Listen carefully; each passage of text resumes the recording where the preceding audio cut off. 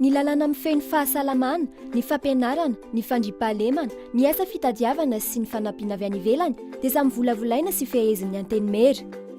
Mba hampifandanja sy hampirindra ny fitondrana eo amin'ny firenena dia nozaraina telo ny fahefana: fahefana mpanatanteraka, fahefana mpitsara ary ny fahefana mpanao lalàna na ny antenimera. Inona natao hoe antenimera?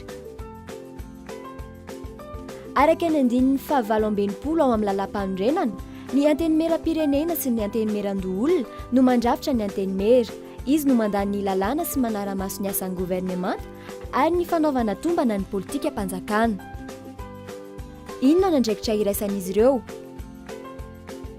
Izy ireo no mifidy ny lalàna, manara-maso ny asan'ny governemanta ary manombana ny politika mpanjakana. Fifidianana lalàna. Ny antenimera dia manamboatra tolo-dalàna. Izy ihany koa dia manadiady, manitsy ary mandany ny volavolan-dalàna ary manavao ireo lalàna efa misy. Fanaraha-maso ny asan'ny governemanta. Manara-maso ny asan'ny governemanta ihany koa ny antenimera amin'ny alalan'ny zohan'ny tany ambava na antsoratra ny governemanta ary farany dia ny fananganana voamera-panadiady. Fanombanana ny asa politika mpanjakana. Ny antenimera dia manombana ny politika mpanjakana izay andreketan'ny governemanta amin'ny alalan'ny fanaraha-maso ny loharan-karena izay ampiasain'ny fahefana mpanatanteraka. Inona ny mahasamihafa ny antenimera-pirenena sy ny antenimera-ndoolona? Ny mpikambana ao amin'ny antenimera-pirenena dia antsoina hoe solombavam-bahoaka ny Madagasikara. 20 taona farafahakeliny vao afaka vidiana ho solombavam-bahoaka. Ny solombavam-bahoaka dia misolo tena ny vahoaka isaky ny distrika misy azy avy.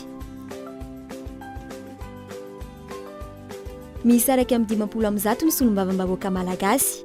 Vidian'ny vahoaka mivantana amin'ny alalan'ny latsabato izy ireo. Ny mpikambana ao amin'ny antenimera-ndoolona dia antsoina hoe loholon'i Madagasikara. Tsy maintsy 70 taona farafahakeliny vao azo vidiana ho loholona. Ny loholona dia misolo tena ny vondrom-bahoaka paritra hitsinjaram-pahefana sy ny vondron-draharaha ara-toe-karena sosialy. Miisa 13 ny loholona malagasy. Ny 2/3 ny loholona dia fidin'ny mpifidy vaventy ary ny 1/3 kosa dia tendren'ny filohan'ny repoblika. Ny antenimera-pirenena. Ny solombavam-bahoaka dia manana andraikitra iaino ny fitarainan'ny vahoaka ary anao tatitra ny fepetrany raisin'ny fahefana mpanatanteraka mandritra ny fehim-potoana iasany. Izy ireo no hoany afaka manitsy ny andraikitry ny governemanta amin'ny alalan'ny fangatahana sy fitsipahana ny fitokisana. Ny fangataha-pitokisana. Ny praiminisitra dia manontany ny fatokisan'ny solombavam-bahoaka ny governemanta. Farafahakeliny, ny 2/3 ny solombavam-bahoaka no mametraka ny fahatokisana azy amin'ny alalan'ny fifidianana. Raha tsy tratra izay isa izay dia tsy maintsy mampita ny fametra-pelan'ny governemanta any amin'ny filohan'ny repoblika ny praiminisitra. Ny faharoa dia ny fitsipaha-pitokisana. Manontany ny fahaiza-manaon'ny governemanta ny solombavam-bahoaka. Mba mitombina ny fitsipahana dia farafahakeliny ny atsasa-manilan'ny solombavam-bahoaka no manao sonia. Raha mihoatra ny 2/3 izy ireo no mifidy ny anaovana fitsipaha-pitokisana dia manan-kery izany. Ary tsy maintsy mampita ny fametra-pelan'ny governemanta any amin'ny filohan'ny repoblika ny praiminisitra. Fiampangana ny filoha. Amin'ny alalan'ny latsabato izay hatrehan'ny fitsarana avo dia afaka manesotra ny filohan'ny repoblika eo amin'ny toeran'ny antenimera-pirenena. Raha mihoatra ny 2/3 ny solombavam-bahoaka no mifidy ny fialana dia mametra-pelana ny filoha. Ny antenimera-ndoolona.